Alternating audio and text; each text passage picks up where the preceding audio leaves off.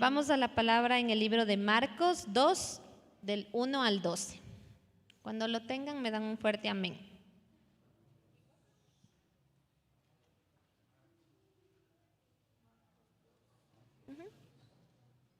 Marcos 2, del 1 al 12. ¿Listos? La palabra del Señor dice así: Algunos días después, Jesús volvió a Cafarnaúm. En cuanto se supo que estaba en la casa, se juntó mucha gente, de manera que ya no cabían ni aún a la puerta, mientras él les predicaba la palabra. Llegaron entonces 4 hombres que cargaban a un paralítico. Como no podían acercarse a Jesús por causa de la multitud, quitaron parte del techo donde estaba Jesús, hicieron una abertura y por ahí bajaron la camilla en la que estaba acostado el paralítico. Cuando Jesús vio la fe de ellos, le dijo al paralítico: Hijo, los pecados te son perdonados. Algunos de los escribas que estaban allí sentados se decían a sí mismos: ¿qué es lo que dice este? Está blasfemando. ¿Quién puede perdonar pecados? Nadie sino Dios. Enseguida Jesús se dio cuenta de lo que estaban pensando, así que les preguntó: ¿qué es lo que cavilan en su corazón? ¿Qué es más fácil? ¿Que le diga al paralítico, tus pecados te son perdonados? ¿O que le diga, levántate, toma tu camilla y anda? Pues para que ustedes sepan que el Hijo del Hombre tiene autoridad en la tierra para perdonar pecados, le dice al paralítico, levántate, toma tu camilla y vete a tu casa. Enseguida el paralítico se levantó, tomó su camilla y salió delante de todos, que se quedaron asombrados y glorificando a Dios al tiempo que decían, nunca hemos visto nada parecido.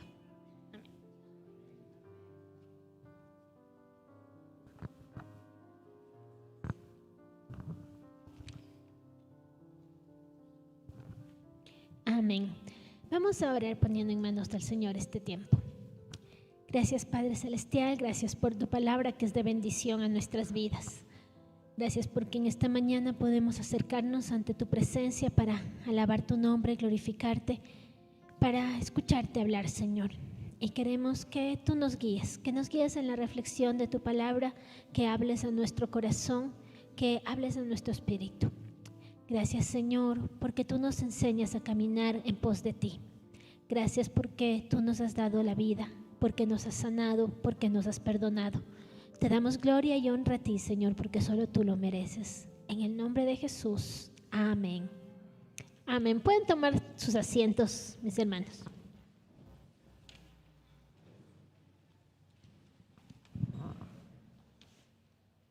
Una de las historias que más me gusta de Jesús es esta, la sanidad del paralítico.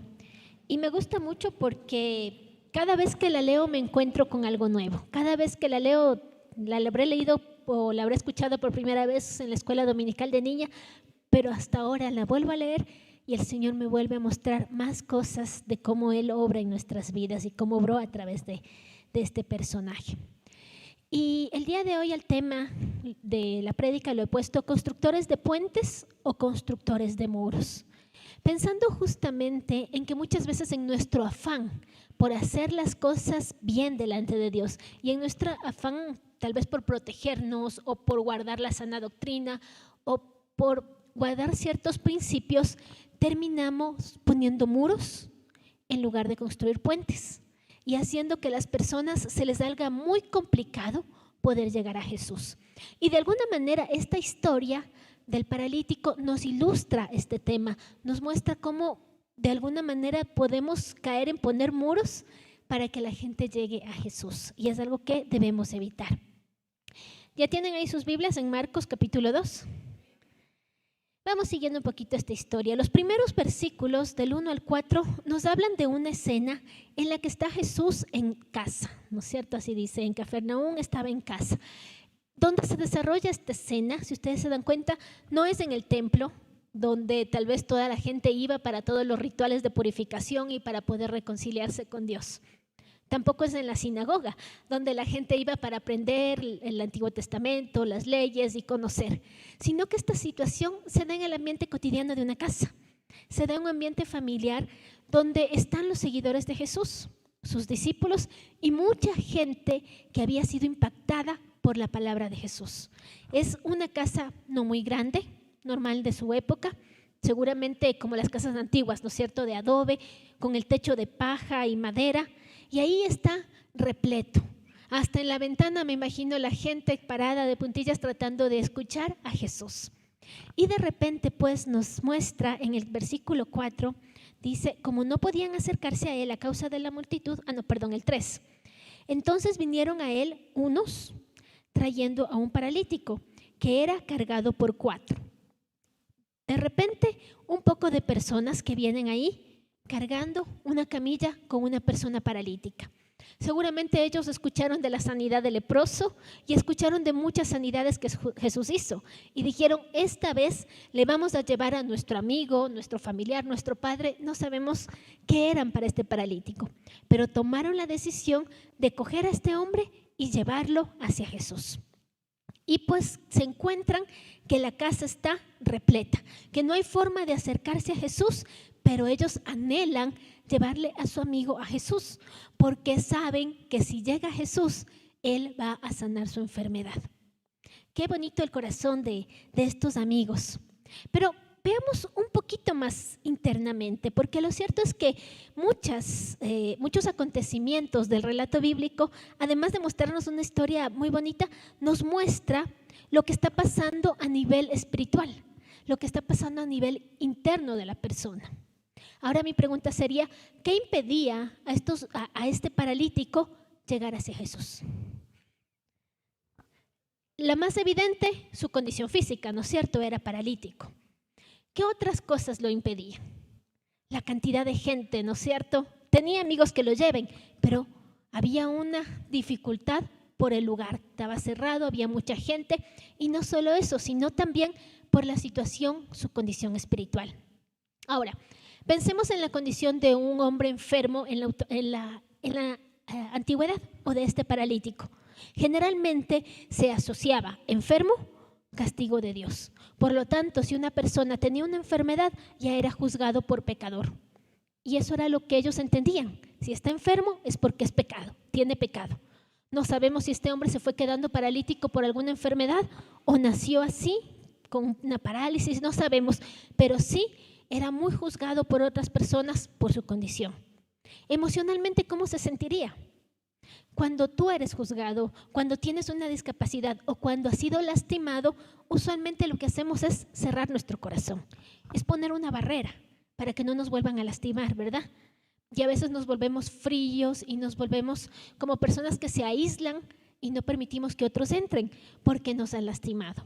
Entonces, había una barrera interna en este hombre. Había también una barrera social. Físicamente las personas no lo dejaban llegar, pero también podemos decir que era una persona que había sido juzgado por muchos, que era una persona que tal vez estaba entre los excluidos de la sociedad. Si todos iban al templo para recibir ahí el perdón de Dios, él se quedaba en casa porque era paralítico y porque era una persona que no era digna de ser llevada al templo donde todo era puro y santo. Lamentablemente, su condición física no era la única que le impedía llegar a Dios. Era su condición emocional y sobre todo la condición espiritual, internamente. Externamente, había toda una serie de rituales religiosos para poder llegar a la presencia de Dios y poder ser perdonados los pecados. Si tú ves en el Antiguo Testamento, en Levítico, hay una serie de normas, un protocolo largo de cómo debían hacer para poder perdonar, poder encontrar el perdón de parte de Dios. Y Jesús les llama la atención muchas veces a los fariseos porque les dice, ustedes han cerrado la puerta más bien de llegar a Dios por tanto trámite, ¿sí? Por la manera legalista en que se volvió la sociedad. Lo cierto es que muchas veces, como te digo, nosotros ponemos muros internos o ponemos muros externos. Ejemplos de muros, el miedo. A veces por miedo a poder, no sé, comprometerme, pongo un muro.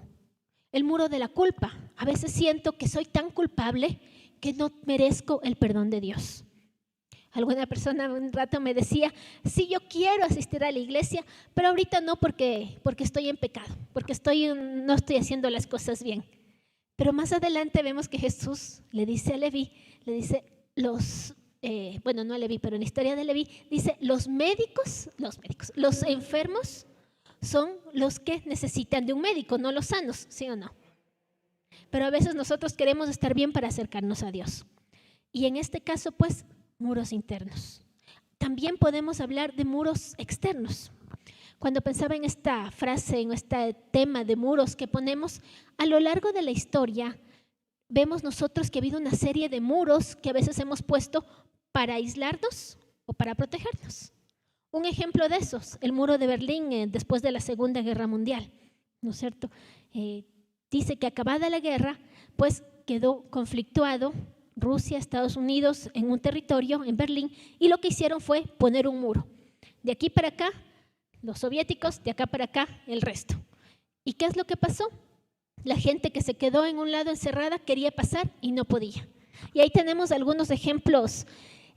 Algún rato estaba viendo un documental de personas que se hicieron hoyos para tratar de llegar al otro lado. Hubo quien pasó en un, ¿cómo se llama? En un globo. Hubo quien hizo subterráneos, puentes, más dicho, túneles subterráneos para poder pasar.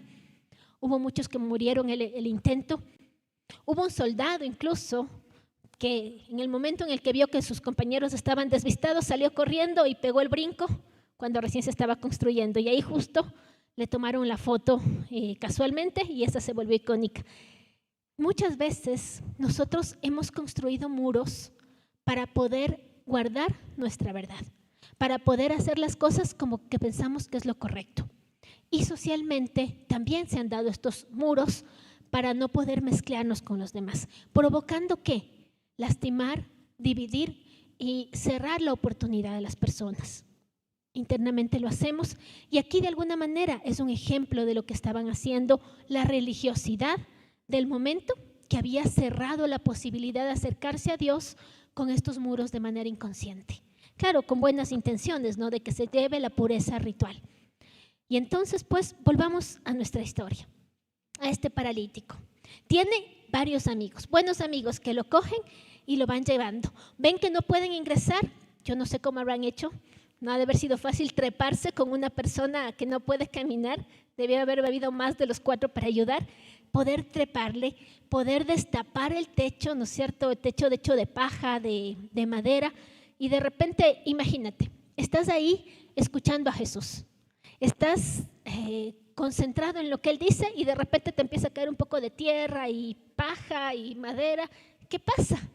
Y de repente, pues del techo bajando un hombre agarrado con sogas. Una situación totalmente fuera de lo común, ¿no es cierto? Yo realmente no sé si hubiera podido hacer eso. Si yo hubiera sido uno de los amigos de este paralítico, le hubiera dicho, a ver, verás, quedémonos en la puerta, algún rato ha de salir Jesús, ahí le llamamos. Pero no, ellos eran perseverantes. Hay gente que es así perseverante. Yo recordaba a mi suegra, por ejemplo, Dios le ha dado ese don de ser perseverante y buscar y golpear puertas y conseguir. Ella es trabajadora social y cuando ella tiene que ayudar a alguien, pues llama a un lado, golpea, insiste y no se queda. Ella hubiera sido una de las que hacía el hueco en el techo para llevarle a la persona ante Jesús. Qué bonita esta actitud, ¿no? De poder hacer lo posible, romper estructuras y buscar que la persona pueda llegar a Jesús. Ahora, ¿será que era tan difícil que esta persona llegue a Jesús? ¿Habría habido otro método? Si tú te das cuenta, hay otras historias bíblicas donde no fue necesario que se acerquen a Jesús. Por ejemplo, el centurión llega a Jesús y le dice, Señor, solamente una palabra tuya y mi siervo que está allá en la casa va a ser sano, porque yo no soy digno que entres a mi casa. Y Jesús lo sanó. Hubo una mujer que apenas tocó el manto y fue sana. Pero aquí tuvieron que hacer un hueco en el techo para que esta persona llegara. En realidad, el problema es que, como te digo, esto nos habla de alguna realidad espiritual que estaba pasando en Jerusalén. Y era que la tradición y el legalismo se había vuelto una estructura tan cerrada que la persona pueda llegar a Dios era todo un trámite. Volvamos a la escena. Está bajando el hombre del techo y Jesús lo ve. ¿Y qué es lo que Jesús le dice? Verso 5. Al ver Jesús la fe de ellos, de los amigos, dijo al paralítico: hijo, tus pecados te son perdonados. No sé tú, yo me hubiera imaginado que le diga: levántate y anda enseguida. Pero lo que Jesús le dice es: hijo, tus pecados te son perdonados. Y aquí está el centro de esta historia, que Cristo puede sanar nuestra vida perdonando nuestros pecados. Porque nosotros sabemos que acercarnos a Dios es difícil, es imposible en nuestras fuerzas. La palabra nos dice: por cuanto todos pecaron y estamos alejados de la gloria de Dios, estamos destituidos de la gloria de Dios. Por lo tanto, no tenemos acceso libre a Dios. Y en el Antiguo Testamento, ¿qué había que hacer para recibir el perdón de Dios? Todo en ritual, ¿no es cierto? Los que vivían lejos tenían que viajar hasta Jerusalén, tenían que llevar su animalito, el que lo habían criado ellos, el mejor de ellos, su corderito o pajarito o ave, no sé. Y tenían que llevarlo al templo, tenían que dar una ofrenda al sacerdote, tendrían, no sé, que hacer cola. Era un trámite complicado para poder sacrificar ese animalito y que en ese sacrificio tú puedas confesar tu pecado y ser perdonado. Uno de tus pecados. ¿Y qué pasaba si saliendo de ella tenías un mal pensamiento? Nuevamente, todo ese trámite. Y eso era la ley en el Antiguo Testamento. Y era la única manera de acercarnos a Dios.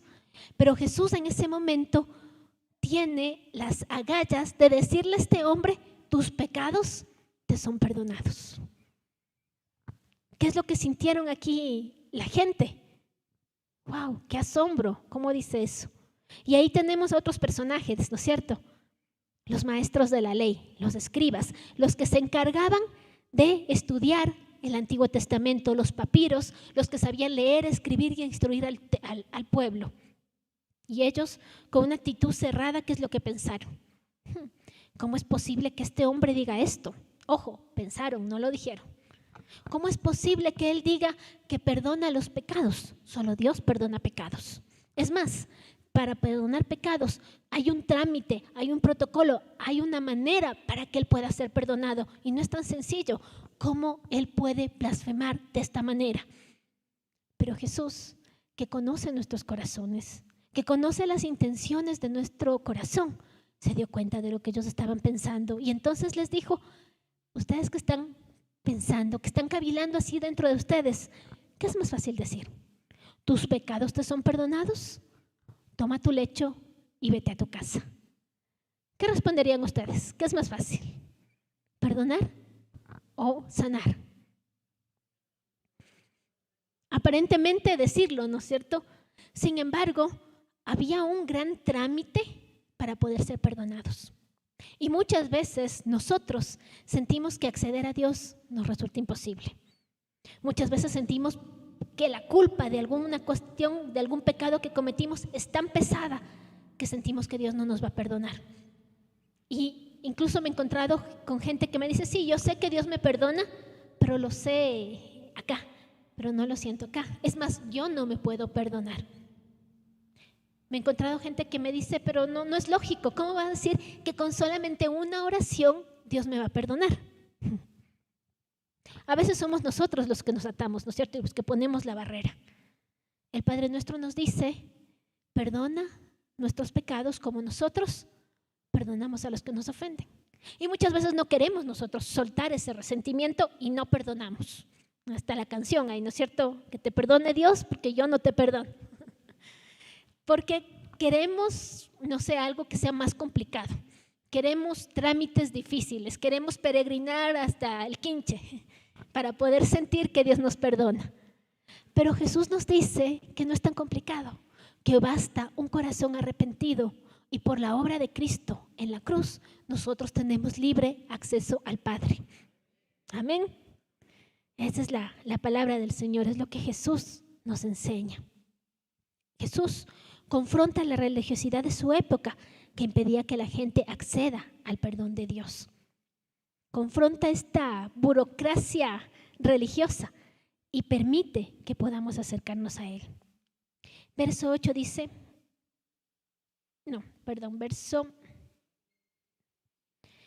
desde el 9 leámosle. ¿Qué es más fácil decirle al paralítico?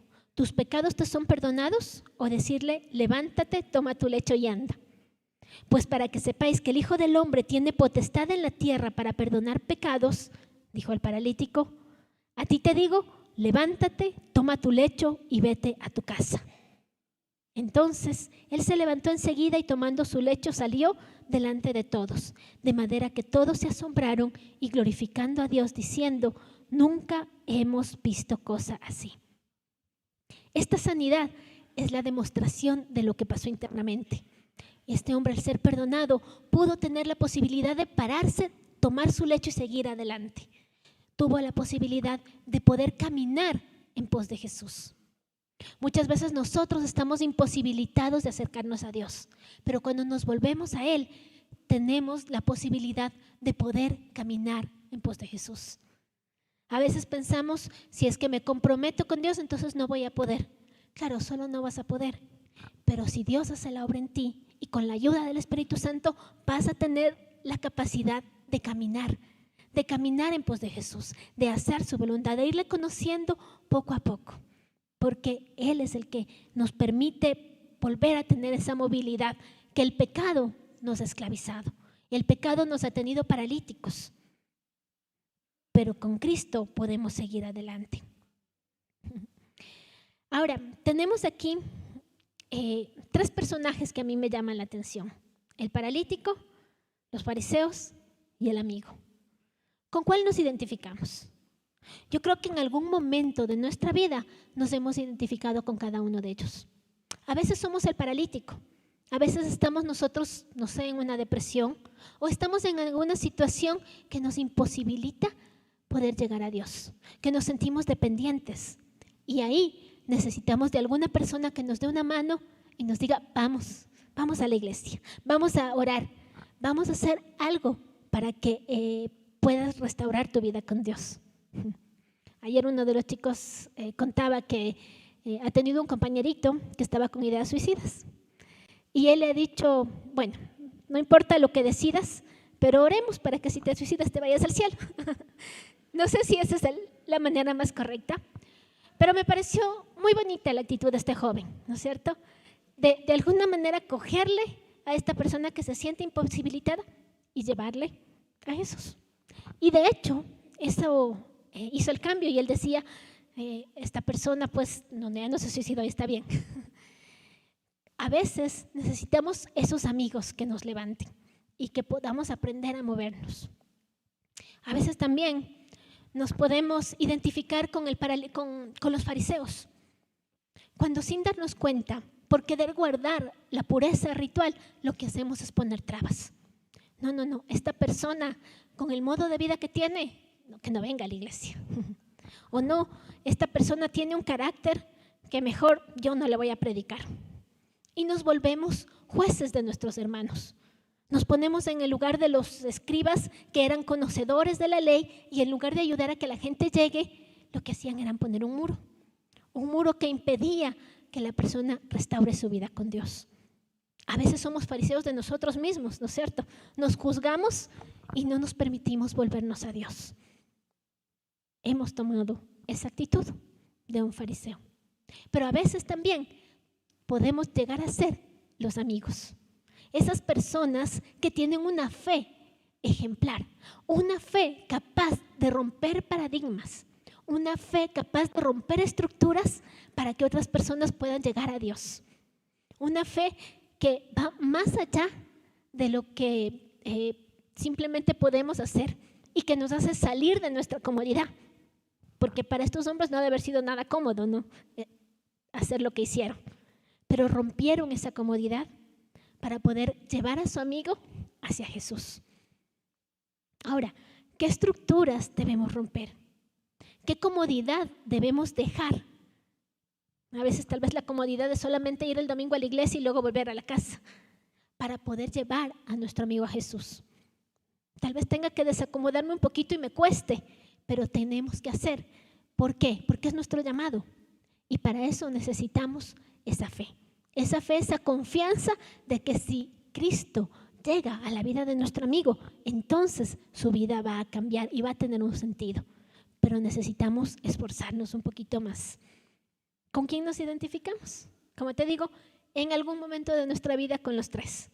Pero busquemos identificarnos más con estos amigos para poder llegar a llevar a la gente a Jesús y que Jesús los sane, que Jesús los salve. Te ponía el ejemplo del muro de Berlín. Era tan difícil llegar al otro lado que mucha gente murió en el intento, pero se esforzaron y algunos lograron pasar.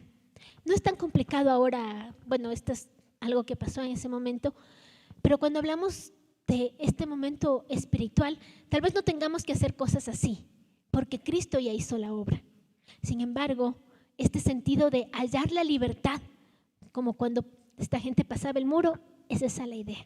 Cuando yo encuentro a Jesús, yo hallo la libertad y puedo dar un sentido a mi vida y mi vida cambia. No importa la situación que tenga, no importa si soy una persona que no tiene recursos o tiene, que si soy una persona que tiene demasiadas cuentas a cuestas por el pecado o si soy una persona que ha vivido tranquila y que es estable. Todos necesitamos llegar a Jesús y permitir y experimentar el perdón de pecados, porque solamente el encuentro con Cristo nos va a dar un sentido de vida. En conclusión, pues, ¿con quién de estos personajes me quiero identificar y qué voy a hacer para eso? Vamos a finalizar este tiempo. Solamente te leo el último versículo del 2:12. Dice: entonces él se levantó enseguida y tomando su lecho salió delante de todos, de manera que todos se asombraban y glorificaban a Dios, diciendo: nunca hemos visto tal cosa. ¿Qué es lo que la gente no había visto? ¿Una persona sanada? Anteriormente Jesús ya sanó y por eso lo buscaban. Lo que ellos no habían visto era que el perdón de Dios esté al alcance de una palabra. Que el perdón de Dios sea posible a través de la fe. Y eso es lo que nosotros tenemos ahora. Saber que la fe en Cristo, por su sacrificio en la cruz, está al alcance de una decisión. De que nosotros hagamos una oración y Dios nos sane, y Dios nos perdone, y Dios nos regale la salvación y esa libertad. Amén. Oremos por que el Señor nos dé su dirección. Pongámonos de pie. Padre Celestial, te doy gracias por esta mañana. Gracias por tus bendiciones. Gracias por tu palabra. Gracias, Señor, porque a través de este ejemplo, de esta sanidad, tú hablas a nuestro corazón. Queremos pedirte, Señor, que tú limpies nuestra vida de toda maldad y pecado. Que si nos hemos alejado de ti, Señor, nos ayudes a restaurar nuestra relación contigo. Que si hemos caído en la condición del paralítico, tú nos tomes, Señor, de la mano y nos ayudes a caminar.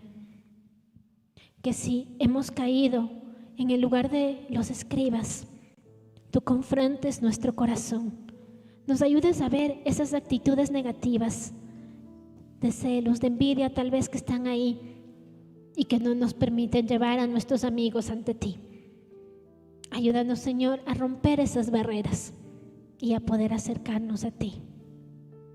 Ayúdanos, Señor, a identificarnos con estos amigos que tuvieron una fe, una confianza en ti, en que tú harías la obra, que no importó lo que tenían que hacer para poder llevar a su amigo a ti. Que podamos, Señor, ser esos portadores de tu gloria, para que nuestros amigos, nuestra familia, nuestros hermanos puedan acercarse a ti y seas tú sanándolos, seas tú salvándolos, porque solo tú lo puedes hacer, Señor. Te honramos y glorificamos a ti, Señor, y te damos gracias por todo lo que haces y todo lo que harás. En el nombre de Jesús. Amén.